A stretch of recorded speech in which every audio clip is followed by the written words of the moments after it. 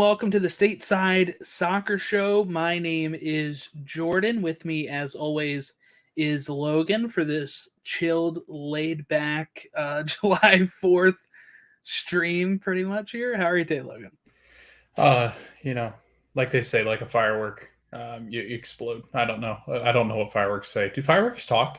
No, but Katy Perry has a song about Roaring. fireworks. Oh, you mean fireworks? Okay. And roaring. Yeah. My trip man. down to Hilton Head included a bunch of Katy Perry music. It could be At worse. my pick. My wife's not Yeah. a big Katy Perry fan. I am. I like Katy. Yeah, me too. Did you know she was a Christian artist at first? I did not know that. Yeah. Who's Christian? Is that somebody that she knows, or That's my sister? Oh, okay. Yeah. No, but yeah. I didn't know that. Laid back stream here. I don't have my green screen up. I'm not even sitting up. I'm leaning back. It's the holidays. Yeah. Welcome. It's summer. July 4th. Yeah. Coming up here. We're on July 3rd, the day we're recording this. Any big plans, Jordan? I know we talked about it, but any huge plans? Indiana Jones. Yeah. $7 movie. On Dang, that's a bargain for Indy.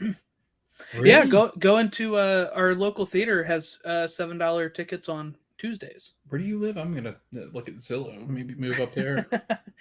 So yeah, our theater does $7 Tuesdays. So we're originally going to go Friday, but my wife wasn't feeling well, so we pushed it to Tuesday, getting a deal too. So pretty much our 2 tickets are going to cost like what 1 ticket would have cost. So are you a big Indy fan? Like I don't know if I know that, to be honest. Yes, I am. Yeah. Okay. Now I don't watch them as much as as other people, like a Star Wars or like a because actually if we're gonna, Jack from the Final Third, he's been on this show, so listeners would know him. But we do the Disney podcast together, Behind the Dreams, and we always tease each other on that because Indiana Jones is his favorite franchise, actually.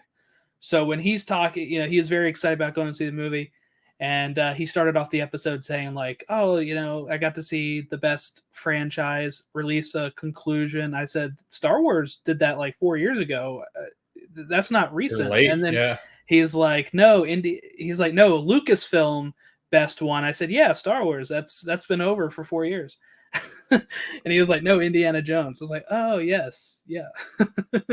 But yeah, that's his favorite franchise. So he's really big into it, but Joy isn't.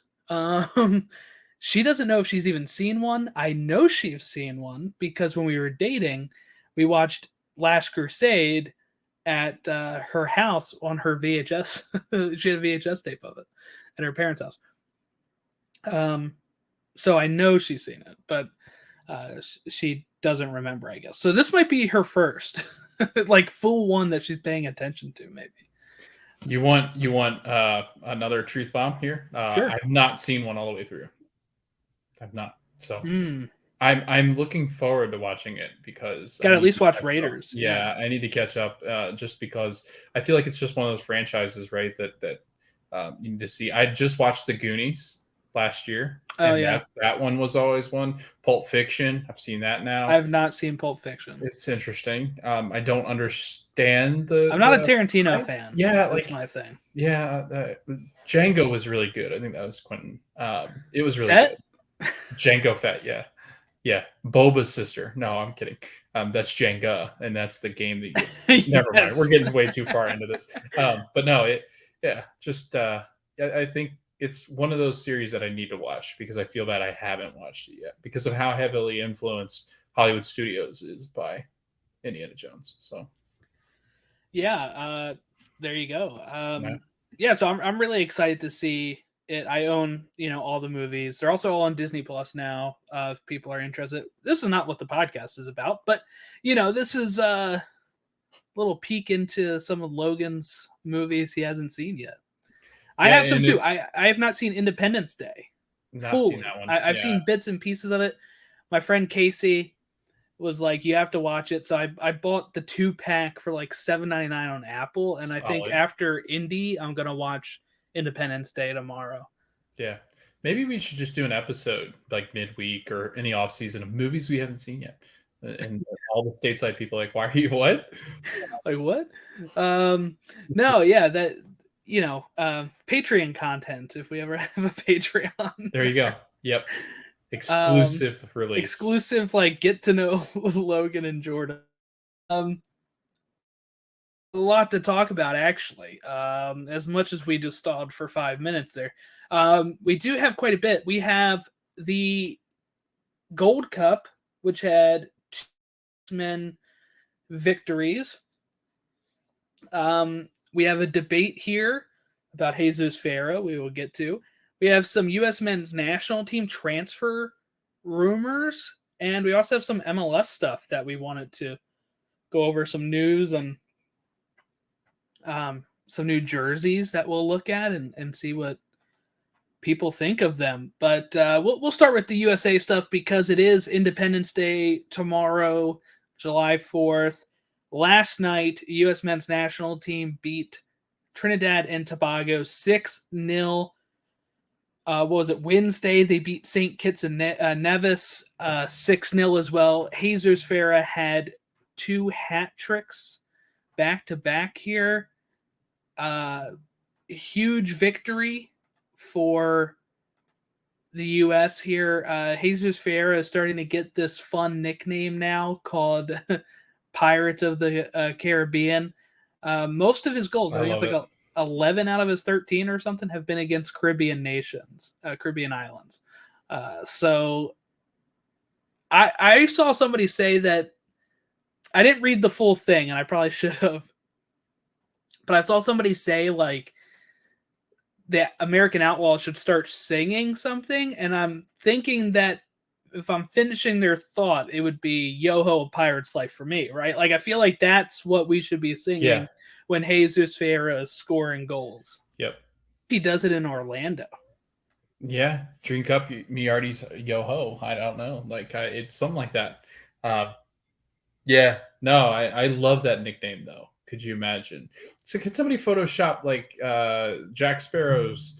They did. I saw it on Twitter. Hold on. That's Let me see if I can share it.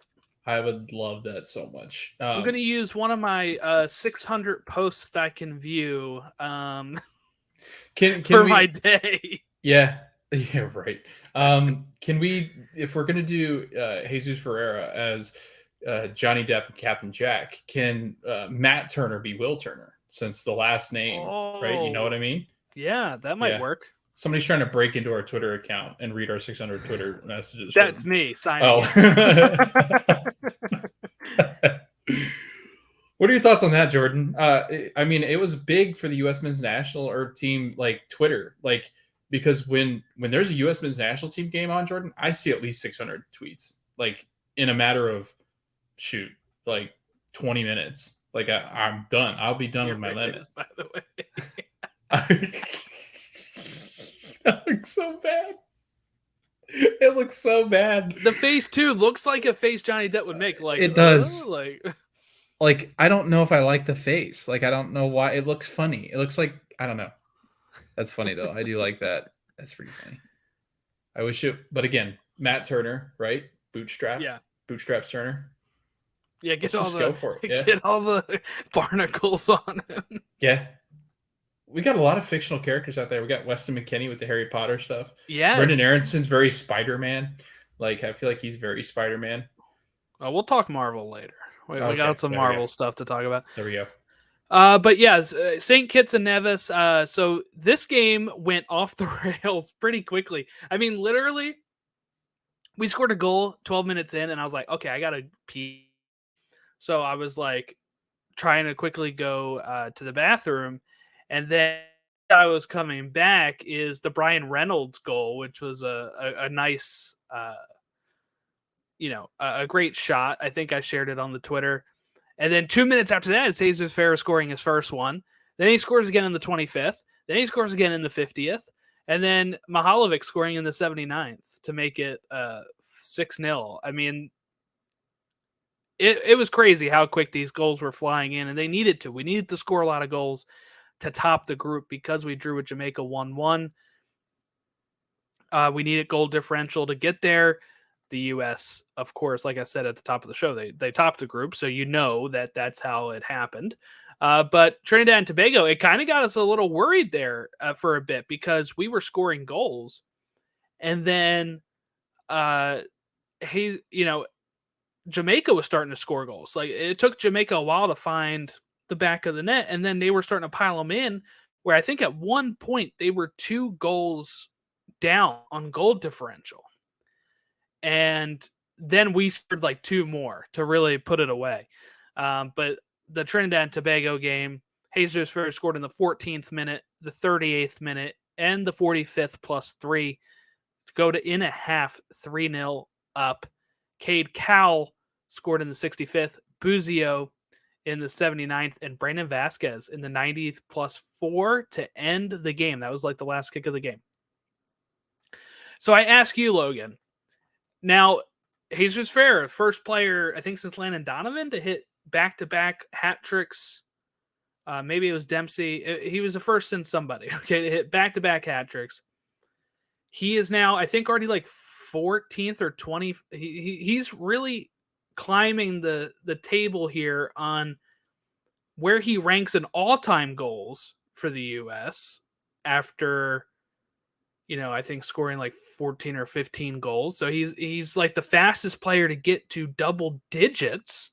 Now, of course, though, when we look at that, there's context, right? The context is he hasn't faced the best competition. But also, some of these players in the past have played these same teams and have not performed. So it really is a question of how much stock should we put into it. And I'm going to ask you here, where does he rank on your striker depth chart for the U.S. men's national team at this moment? I think he's a very, very solid number 2 right now.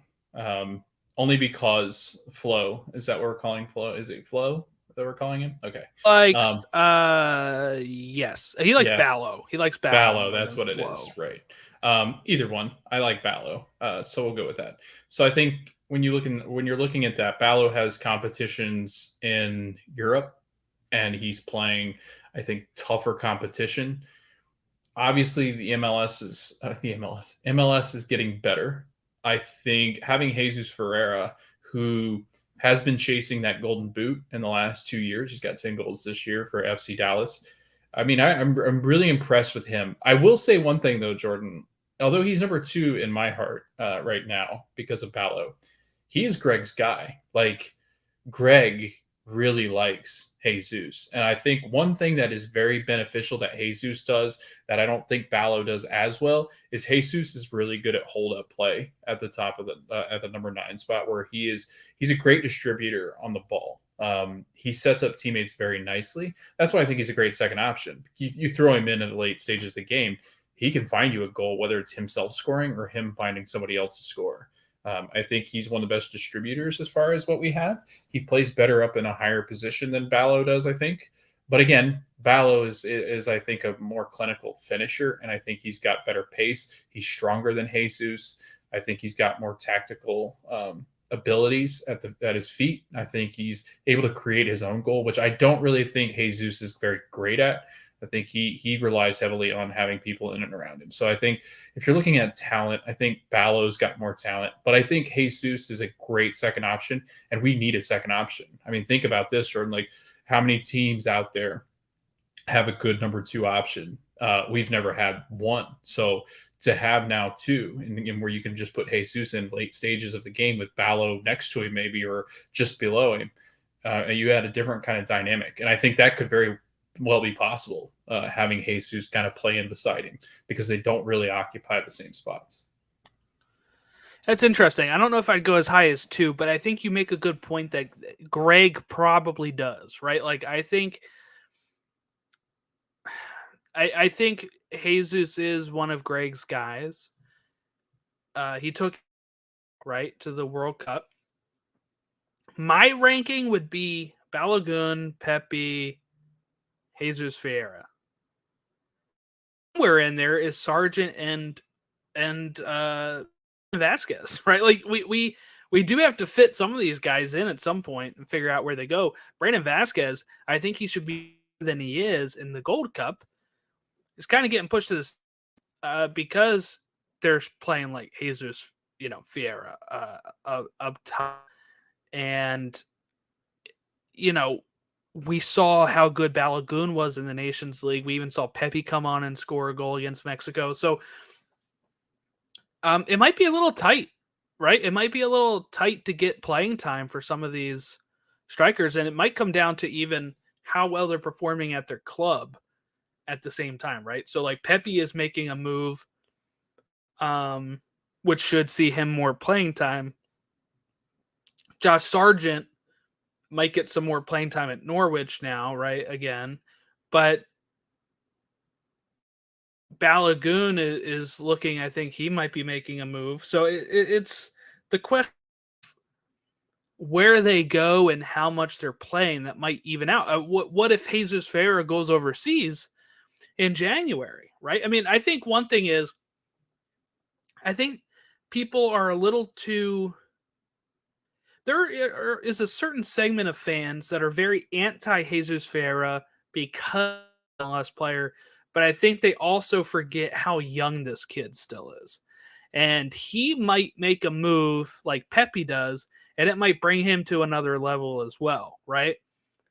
But we are approaching that again soon for Ferreira to make that move at a nice young age still, where he can develop and not miss out on a chance to move to a tougher league and become even better, right? I think we are kind of running out of time on that. I think he's like, what, 20, 21 years 22. old?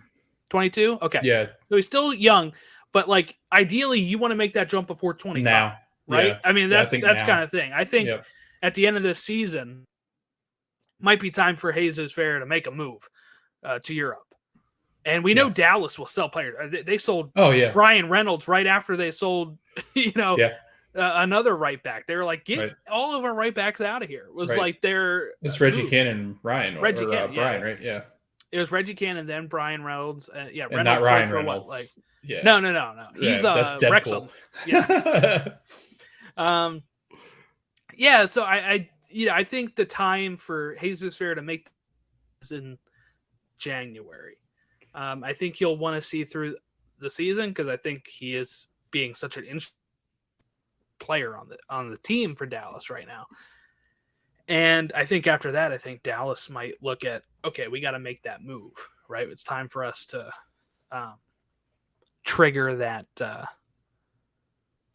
move. And I think they can actually probably get a good amount for him. If Pepe went for so much, I do think Jesus Ferreira probably has a better pedigree than Pepe, right? So when you look at MLS, how long they've been there, Jesus Ferreira was there longer, right? So, and scoring more goals, I think. So, yeah, should be interesting, but really excited for that. Qatar beat Mexico 1-0, by the way. This was what they call FIFA scripting, okay? Where like Mexico had like 70-some% of the possession. Yeah. And had 25 shots, and I think Qatar had 1 shot, and it's the goal. I mean, that's just incredible. That is the thing that if you're playing FIFA, you throw your remote across the room like, Mexico really struggled in any competition. It's really amazing how much they've been just bad. They're just bad right now. Oh, I mean, we talked about it. Like, they're young too. Like, and I'm not talking like really young players that have that have huge potential. Like Chucky Lozano is really their player. That's their guy. Where we are so used to having really big players there. And I think there's a lot of turnover. There's a lot of angst. They see that the United States is clearly becoming a desirable place. You've got Ballo that's coming over that wants to play for the United States and could have tried to stick it out with England, could have tried to make that team. I think there was a good chance he had a challenge for that number 9 spot when Harry Kane was gone. But instead, the kid clearly saw something in what he liked here in the U.S.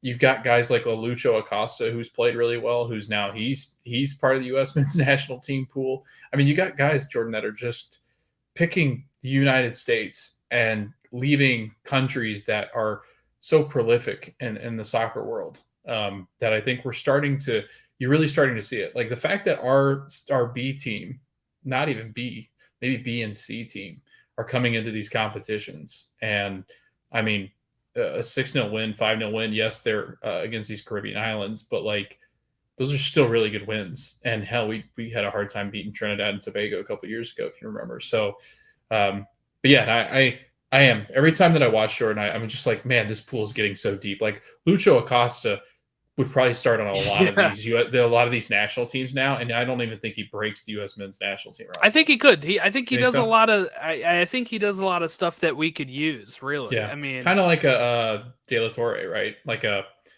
one of those, or rolled on, like very similar to that kind of role. Well, I mean, he'll definitely be over rolled on. Yeah, but somebody like that, I don't think he's quite he's not in the game plan that you're coming up with just yet, but he could get there. But the fact that it was just out of your mind, out of sight, out of mind, because nobody, I think, thought he was gonna change the one-time switch over the U.S. men's national team, but he has. So this is it's wild that they're all kind of shifting their attention towards the U.S. and now we're the kings of CONCACAF. So yeah, sticking with the U.S. players, Pepe is at PSV now. Timothy Weah is officially at Juventus. Brendan Aronson is linked to the Union of Berlin, not of Philadelphia. And we have Pulisic linked to AC Milan. And actually, he was also linked to club, league over in France. So he's got AC Milan and Lyon after him. Apparently, the reports say he turned down Lyon because he wants to be in Champions League football. So he would rather the AC Milan move. So which one of those players do you want to start with first, Logan, on where you think if it's a good fit or not? Timothy Weah, I guess. Juventus. I think they've kind of struggled some, but I think him linking up there could actually, he's going to get really competitive soccer. Whereas, because was he at Lille or was he at Lyon? I can't remember which one he was with. I think it was Lille, wasn't it? I want to say Lille, yeah. Yeah. I'm more excited about that because I think it's a step up. I think the Brendan Aronson one is interesting because I just don't know enough about where he's going. And maybe you do, because I know you were more keen on their Bundesliga, right? Union. So I don't know too much about the Bundesliga, but as far as Juventus, he's one of the top teams in that country. He's going to be playing against guys like Christian Pulisic if he goes to AC Milan. I think that's the other player that grabs my attention. Those two in particular, especially I guess Christian. Way a step up. Christian needed to land somewhere where I think it benefits him, and I think this is probably one of the better moves that he could make. Honestly, like I really do like this move if he plays. So. Again, I don't know. Like, I don't know what the deal was at Chelsea. You probably know more so than I. It just didn't seem like that was ever going to be a fit. And he had injuries. And then when he was playing well, Frank kind of gave him the boot. And then he started playing in defensive positions. And it just seemed like a really bad place to be. And he doesn't seem like he was going to be happy. So I think he might be happy here. And I think it takes him out of the limelight where he's still playing Champions League football. So. What about you? So most Juventus is 7th in Serie A last year. Mm-hmm. Union Berlin finished 4th in the Bundesliga, so they will be playing Champions League football with Brendan Aronson going there. So it's a step up over Leeds, I think. Union Berlin is not usually as good as they've been lately. They're trying to kind of, I think, break into that top tier. They were 5th previous season. They jump up to 4th. The year before they were 5th, they were 7th. So they keep kind of rising a bit. The Bundesliga is very competitive for pretty much anything under Bayern Munich. But it's nice to see Brendan Aronson maybe get back into Champions League football. He played there for Salzburg when he was at Salzburg. It's better than playing championship football in Leeds. So I like that move if that becomes official. Weah Juventus is interesting. I'm not sure. Juventus is kind of just me out lately. We saw them with Weston McKennie. They got like a point deduction last season as well.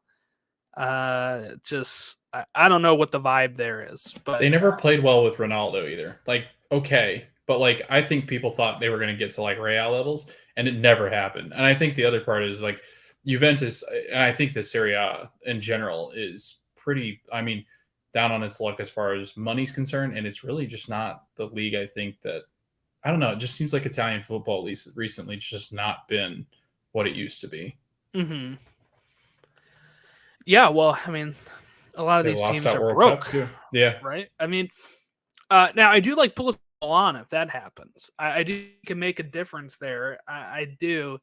I like their jerseys a lot too, so I'd probably end up buying one with the yeah. on the back. I was like, I don't necessarily have an Italian club. Fiorentina, but I mean, if he'd ended up there, that'd have been bad because they're not very good. But Milan, he does look good in Milan kit. It's in our thumbnail. Looks really good. Yeah, it's edited, of course, by somebody online I found, but it's on our thumbnail.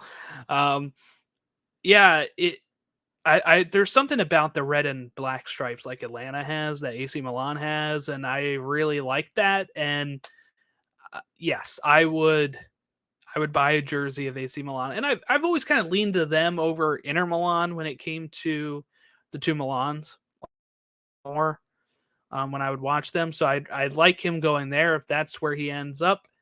I do think it's a better league, Serie A, than going to Lyon in France for Ligue 1. So, yeah, I will definitely take him going to there. He had an interview with, I think, Herculez Gomez about maybe eventually going to MLS. He said he had a few years still that he thinks he can play at Europe Champions League levels, and kind of alluded to after the World Cup maybe thing. So it wouldn't be a shock if 2027, 2028 Pulisic is coming to the MLS. Union, right? I would hope so. He's a PA kid. No, is he? Yeah, he is. He's a PA kid. I don't think he would want to play. It'd be a lot of pressure. Ugh. That fan I could base, see him like LAFC, LA Galaxy, New York, Seattle. That'd be kind of fun. That would be. I could see him in green. Good in green or Verde. Cool. Give some Austin. He's got some Austin roots. Yeah, his cousin was there, right? At one point. Yeah, went to a couple games there. I think it. Yeah, no, I like the prospect of that, or Vegas when they have a team. So, Sacramento, Miami with Messi. That'd be fun. Oh my God! Yeah, who gets the 10 then? Oh, Christian, easily. Messi'd be like 50 at that point. yeah, Messi will be retired by the time Pulisic comes over here. It is interesting to think like, oh, where could he go, right? McKennie. You think all the U.S. players end up doing somewhere that? else? Huh? Like, I have a feeling all the U.S. players could end up doing that at some point, like in their careers now, because MLS has become how good it is. Well, Dempsey and them did it. Dempsey did it. Donovan did it. Like, I feel like. Yeah, that was was kind of like the start of like MLS, 2.0, 2.5. I don't know what you want to call it, but where we started getting bigger name U.S. players coming over. That was right after 2014, right? Tim Howard was the Rapids, wasn't he? Tim Howard, yes, when he came back, yeah. But he actually started over here too. I didn't know that. Do I have that wrong? I might have that wrong. No, I played Metro Stars. That's right, Red Bulls. Okay, that's what they're known as back in the day. So he left Metro Stars to go to Man U, then Everton, and then Colorado. And in 2020, he played for Memphis in the USL Championship. I forgot about that. Tim Howard? 6 games. Now he's on TV. Look at him go. Now he's on TV. Now he's on the Premier League. But okay, apparently also Sky Sports is reporting that Arsenal want £50 million for Balogun. So, I mean, maybe he'll end up getting sold by Arsenal for $50 million. I don't know where he'll go for that price, but that would be Uh, that seems like a big price for somebody that hasn't really played for Arsenal a lot. I don't know how they do these evaluations at times, but it is also his birthday, so happy birthday, Balogun. All right. Let's see. Any other any other players stick out to any of those links before we move on? I don't think so. I don't know. I don't know anybody as far as U.S. men's national team is concerned. So somebody just knocked on the window. All right, Logan. Let's talk some jerseys here, okay? So the training top for the Marvel themed week or whatever they're doing. I think it's for tomorrow. I don't know. It has been revealed. Um Select games during the 2023 season. I think some teams are wearing them tomorrow. They also have like a Captain America ball, but the jersey is a Captain America themed jersey here. Each team has the same one, which I think might be a little disappointing unless they're going to do these every year. I don't know. But what is your thoughts here on the Captain America jersey training top, whatever it is? I like the idea. I don't like the colors of the logos, and I don't know how you'd have done it, but like I don't know.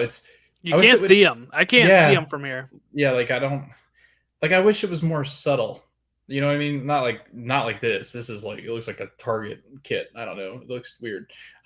This isn't the route I'd have gone. I'd have gone a much better route with this one. I feel like you could have made some really cool ones for Marvel, and you could have done this with all the characters. I think it'd have been a lot of fun to do that, like a year of like the training kits for Marvel. One, I think it's awesome though. I mean, as far as Marvel's concerned, like they're teaming up with MLS. That means it's a massive brand, MLS, that is. Apple's involved, obviously. Disney's got to be involved if Marvel's being involved. So I love this idea. I think they struck out on this first one if they're going to do more. I love the idea. I like the shield, but I just think it's too busy. Like I wish it was not as. I wish it was just more like just a shield. The best part that came out of this was we got to see Bedoya wear it and hold the supporter shield from 2020 that was a sticker over top of the Captain America shield. Remember how they had to do that because they didn't have the shield there? Yep. And he was holding it like Captain America. I mean, that was pretty cool. The rest of this is not good. Look, I am a huge Marvel fan. I podcast about Marvel. I read the comics, all that good stuff. This I don't like this. I mean, it's like too busy. It's just the shield over and over and over again. The gold for the team and the sponsor makes it very hard to read what team it is.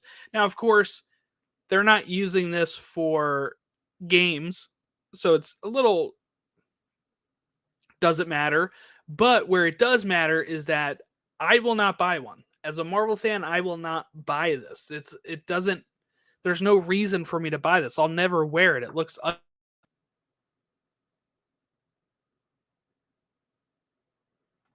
want to see what they do for Spider-Man though. Can it get Spider-Man? Yeah. Toronto is getting a third kit, I guess, because they have sold a certain threshold. I guess because of the Italians, right? Yeah. It's called the Energy Kit, and let's here we go. Here's the picture. There's the one that shows it pretty well. What's your thoughts on this? It's the ugliest thing I've ever seen. I don't like that at all. What is that? I'm so confused. It looks awful. That looks horrible. Why are they wearing that? Is there a reason? Like, I feel bad. I feel like this is grassroots kind of stuff, but like, I'm not a fan. This is an ugly kid. Let me see if it says where they got these colors from. Kingston, right? Like, it looks like that's Jamaican. The new uniform pays tribute to Caribbean culture by featuring a bold color palette, synonymous with the sights of Carnival. The texture pattern nods the brilliant feathers worn by Mas Bonds, complement it by the all for one on the jock tag. It'll be the first time they'll wear it the first time during TFC's annual Caribbean Heritage Night on July 8th, which is against St. Louis at BMO Field. Sorry, not the one in California. So I mean, I guess that's nice for that, but I'm not a big fan of it. Shocker. I mean, right? I think great sentiment. Ugly kit. Like they could have done better with that. Like they miss so often, and fans hit it so well. Like some of these people that design kits just for fun. Like I'm so tired of that. Like it's so annoying. Why would you not take like the popular kit and try to design one like it? I mean, I don't understand. This is too much. Yeah, I don't know. Anytime you put yellow and red together, though, I'm not a big. It's not really red; it's pink. Is it pink? Like the BMO sign? Yeah, I guess it is. Yeah, I just can't see it very well. Yeah. Well, there you go. That's a better view of it, maybe. Okay. Yeah. So yeah. No, I don't like it. You know what it looks like to me? It looks like the '90s like styrofoam cups. Yep. The little logos you get on those for takeout at the or mall. Yeah. Yep. It's very Robin Scherbatsky. Let's go to the mall. Let's go to the mall. Robin Sparkles. Yeah. I didn't know malls still existed, to be honest with you. They do, yeah. Oh, wow. That's interesting. Yeah, I go to mine sometimes. But there you go. There's our jersey talk. I know we got some dislikes on our jersey post. Did we really? I haven't really even visited that again. Yeah, we did. Because I guess, people have been saying these jerseys that were created this year were like fire, if you want to use the term. Yeah. Yeah. Where we were not big fans of them at all. All right, let's talk some El Trafico sold out for July 4th game at the Rose Bowl. It's like 80,000 people. So I guess not fully sold out, but they said sold out. I guess however many tickets they were going to sell is sold out. But should be pretty good. This is the remake from the first week that was rained out or snowed out, whatever it was, cold out, whatever it was that made them push it in California for the weather. They're making it up on July 4th at like 10:30, something like that. I have it in front of me. If it loads. Okay, 10:30. Yes. So after you watch fireworks, if you're on the East Coast, come home, put on the game, lay in bed. That's probably what I'm going to do. But I'm really excited for that. All right, so big news here. We didn't talk about it last week, I don't think. But Tata Martino was named as the coach of Miami FC coming back from Atlanta. Well, not Atlanta, but, he was in Mexico coaching the national team. He got let go. And this has been a hot rumor for quite a while, right? That he would be going to Miami. Is kind of like the one that makes the most sense. He's teaming up with Joseph Martinez again. I mean, there's some stuff there. He knows Messi, right? I mean, it kind of seems like the stars are aligning. Do you think this is what Miami needs? Yeah, I'm interested to see. I mean, obviously, Messi isn't going to get the coach he prefers, I think. But I guess if you're going to look at coaches that MLS could attract, he'd probably be on top of the list. Maybe Bielsa, if they could have convinced him somehow. But I think it makes sense because of the background with Tata. It'll be interesting because I don't think that Joseph and Tata really ended on good a note in the Atlanta side. So I don't. It's interesting. He kind of flounders where he goes, except for Atlanta. I mean, it seems. I don't know. It'll be interesting. I think old school meets new school meets Messi with Joseph sprinkled in. It'll be an interesting. I'm just interesting. It'll be interesting to see what they can cook up down there. Just because I don't know. I'm just not convinced that he's the manager that really will, I guess, bring this whole thing together. But I could be wrong. I think it'll work. I am maybe a little bit more optimistic than you. I guess I think this is a great fit. This makes more sense than Phil Neville ever did in Miami. I think having a player that, I mean, a manager that can speak Spanish and is going to play his style of soccer in Miami, where it's more of a Hispanic population anyway, I think makes a lot more sense than Phil Neville's England style stuff. So I do think this makes sense. I'm really excited about it.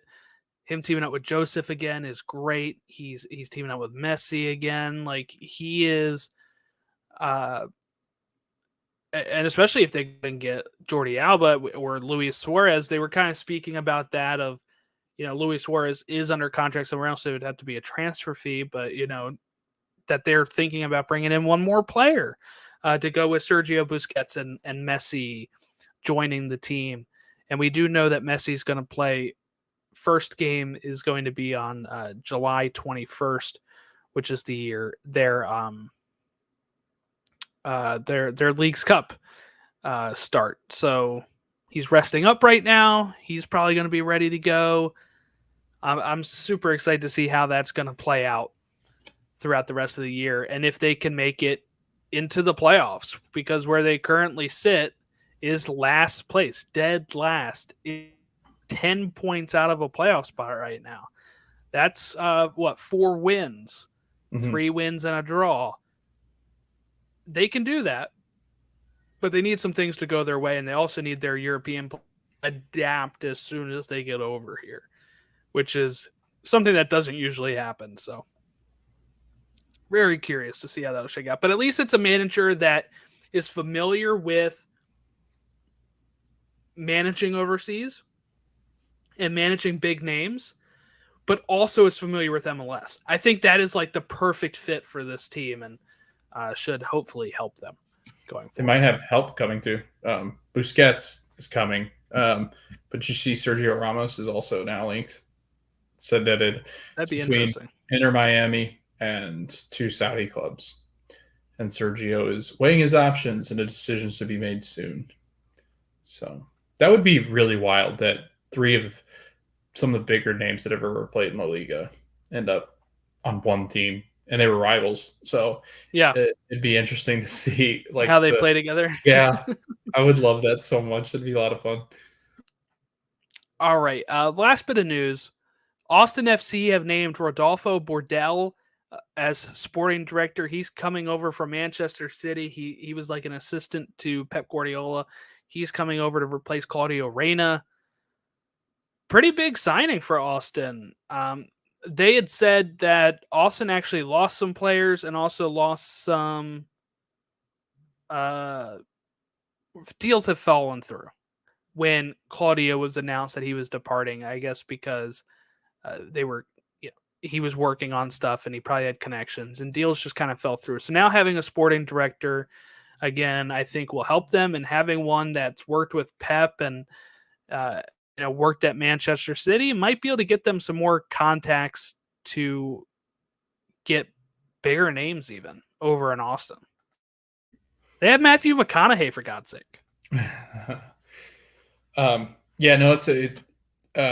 It's that same tree of coaches, right? I mean, look what Arteta's done, off of that tree from Pep. I think it's the same kind of thing with Borrell.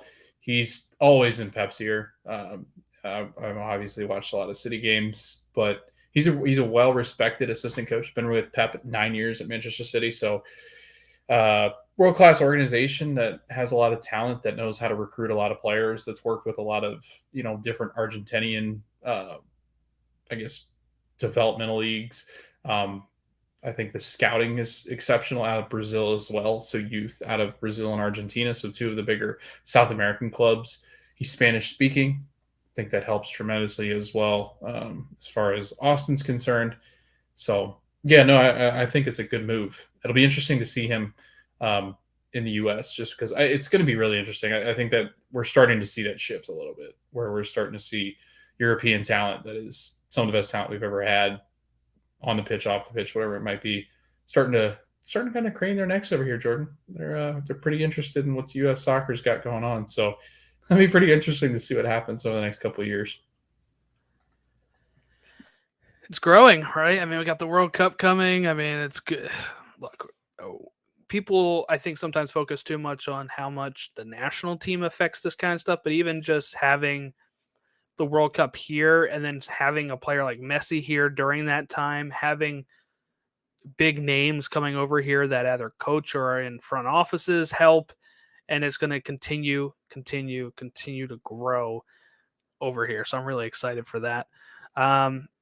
Actual last bit of news: Jim Curtin has signed an extension through 2026 season for Philadelphia Union. So I didn't have that in the notes, but I remembered it as we were talking. Okay, Ernst Tanner, apparently his contract goes up at the end of the year too, so they're going to have to work to get him settled as well. Previewing the next few games coming up here, we have tomorrow, Gold Cup, Canada and Cuba at 6:30, while Guadeloupe and Guatemala play at 6:30 as well. Miami and Columbus at 7:30, Orlando and Toronto at 7:30. Costa Rica and Martinique at 8:30 in the Gold Cup. Dallas and DC at 8:30. Back at the Gold Cup, Panama and El Salvador at 8:30. Then Colorado, Portland at 9:30, and LA in El Trafico 10:30. Apple TV. That game is free. They're not even going to charge you for that one. Wednesday, July 5th, NYCFC in Charlotte at 7:30. That one's going to be at Citi Field. And then on Saturday, we have the Group C winner versus Qatar. And that is at 7:30. That's free. Columbus and NYCFC is at 7:30. That is free. DC and Miami 7:30. Montreal, Atlanta at 7:30. Red Bulls, New England, Toronto, St. Louis. Both of those at 7:30. Then at 8:30 is Chicago, Nashville, Houston, SKC, which is free. Minnesota, Austin, Colorado, and Dallas at 9:30. Also at 9:30 is going to be Mexico versus the Group C second place. RSL and Orlando, that one's free at 9:30. LA Galaxy and Philadelphia Union at 10:30, that is free. LAFC and San Jose at 10:30, the Apple TV. And Vancouver, Seattle at 10:30. Sunday, Group D winner versus Jamaica, and USA versus Group D second place. Yeah, and then Tuesday we'll have quarterfinalists for Gold Cup. So there you go. The current standings, Cincinnati still top in Supporter Shield and East. They have 44 points out of 20 games played. Nashville is back up to second with 38 points. New England back up to third with 37. The Columbus Crew have jumped up to the top 4 with 34 points. And now Philly has dropped down to 5th with 34 points. Atlanta in 6th with 32 as Atlanta beat Philly 2-0. Really great goal scored by Almada yesterday. Orlando in 7th with 31 points. Montreal in 8th with 26. And DC United in 9th with 26 points. Charlotte in 10th with 24. NYCFC in 11th with 24. Red Bulls in 12th with 23. Chicago in 13th with 23. Toronto in 14th with 19. And Miami in 15th with 16. Over on the West, St. Louis still sits top with 35 points. They've been hanging in there. LAFC in second with 30 game in hand, though, over St. Louis. Seattle in third with 32 points. RSL in 4th with 30. Dallas in 5th with 29. San Jose in 6th with 28. Houston Dynamo in 7th with 27. Austin in 8th with 26. Vancouver in 9th with 25. Then under the playoffs line here is SKC in 10th with 24. Minnesota in 11th with 24. Portland in 12th with 22. Not enough really being made about how bad Portland's been lately. LA Galaxy in 13 with 16 points. and Colorado in 14th with 14 points. Anything about playoff those standings that you wanted to cover before we jump out of here? I guess kudos to RSL. Look at them sitting fourth place. They've got the most interesting team, Jordan, because I was looking at their stats. I brought them up earlier just because I was interested to kind of see like where they're getting most of their goals from, and it's like the most equally distributed amount of goals I've ever seen. It's like Savarino's got them, Pablo Ruiz, Damir Krylok's got 4. Busovsky's got 4. Like they just share the wealth there, and I think that's what RSL has to do. I think we all know that they don't ever really have that guy that really jumps out and is going to be one of those prolific scorers that just takes this team to a whole different level. They've just never really been that over the last couple of years. So to see them performing so well now, the West, I will say, has been pretty weak. I think this year. I don't know if it's weakness or they just are all very equal in the way that they're playing. The fact that St. Louis is still number 1 when they are at times still struggling, like they'll go through like a tough stretch where they'll lose some, and then LAFC, they had all these games in hand that I thought they would just win, and now they only have 1 game in hand, and they can jump over St. Louis if they win in El Trafico tonight, but not tonight, tomorrow night. Sorry. But I just really want that game to be here. So I'm pushing it ahead. But will they, right? Cause these El Trafico games are so wild most of the time. Yeah. If you're going to ask me for game of the week this week, it's obviously that one, right? I mean, that is the one. They probably wish it was played earlier. Because it would have been more enticing when LA Galaxy weren't like scraping the bottom of the West. But just go back, Jordan. Look at RSL. -5 goal differential. They're one of the worst defenses in the league, and they've only scored 26 goals, and they're sitting 4th in the Western Conference. It is nuts. Like a -5 differential, like, and if you look at the point total, I mean, if you really factor all this in, some math guru will probably tell me I'm wrong, but they're like a bottom of the Eastern Conference playoff team. If that, like a -5 goal differential, I don't think I've ever seen that high in the standings. So to see them as high as they are, having played more games than most of the teams, it's baffling. Like that's how bad the Western Conference is. Really, the Western Conference is up for grabs. I just think LAFC is going to grab it eventually. They're just like, it's like if this was going to be the year you wanted to win the West and take LAFC down, this was the year to do it, and nobody's done it yet. So I don't know. The Western Conference will be a bloodbath, I think, come decision day time, because if you look at it from the number 4th spot all the way down to the number 12th spot where Portland is, there's only 8 points in between them. That's not a lot. So lots of opportunity to jump up. Like I said, Portland is only 3 points out of a playoff spot, but I mean, they've been not great this season, especially away. Like at home, they have over 500, but away they only have 1 win. I mean, at some point they weren't great last year, right? Either. So I do wonder at how much Savaresi's job is on the line here if they don't get something. I mean, they lost to Minnesota 4-1. Minnesota's not good, right? They drew with NYCFC 1-1, who's not good. They lost to Chicago 2-1. Their last respectable result was probably a draw with San Jose, who's doing pretty good. They beat Dallas, and they drew with Seattle at the beginning of June. At that point, they were kind of back on the up and up. 3 straight results where you're like, that's pretty decent for Portland. And then they go through 3 results that are, no doubt about them, really bad results for Portland. And look, I mean, I don't know what to make of it at this point, but they have Colorado, who's bottom, coming up here tomorrow on July 4th. Hopefully, if you're a Portland fan, you want to get points there. And then they're going to go up against a rising Columbus Crew who have jumped all the way up to 4th, which is a team that I've always been kind of like thinking Columbus should be doing better than they are. Now they're starting to show that a bit. They're back over the Union.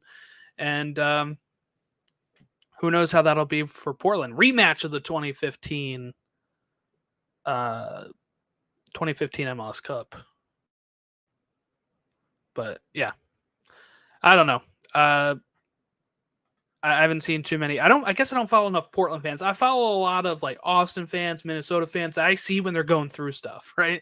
SKC fans. I see when they're going through stuff. I have not seen that many people on Portland Twitter be like, "This is bad right now," but I feel like it is. I feel like they're lucky to only be 3 points out of a spot.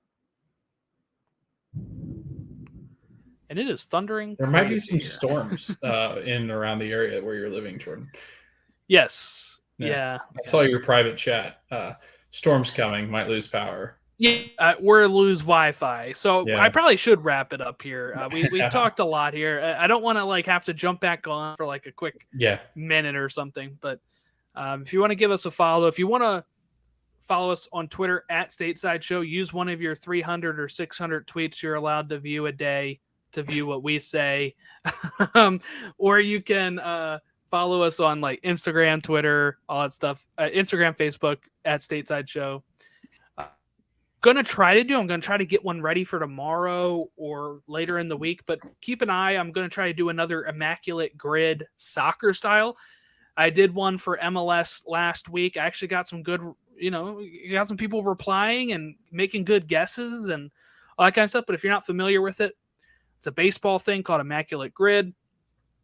3x3 squares, teams or stats as the rows and columns, and you have to try to find a player that fits into each, fits in the square that, has played for, like, my example was played for Portland and Crew. All right, so you put a player that's played for both of them. You can only use a player once, so you have to be careful if what you're gonna do there, but yeah, we had some great feedback on that, so I'm going to try to do that weekly. I'm not going to do daily, but I think I'm going to try to do that and see if we can come up with some really cool ones there that can either stump you or be easy, I guess. I don't know, but I like trying to stump people, so that's probably the way it's going to go. I'm already stumped. Yeah, you are, Logan. Yes. All right. At Stateside Show on all of our socials. Have a great rest of your week. If you're off for July 4th, if you're American, have a great July 4th holiday. Be safe, and we'll catch you next time.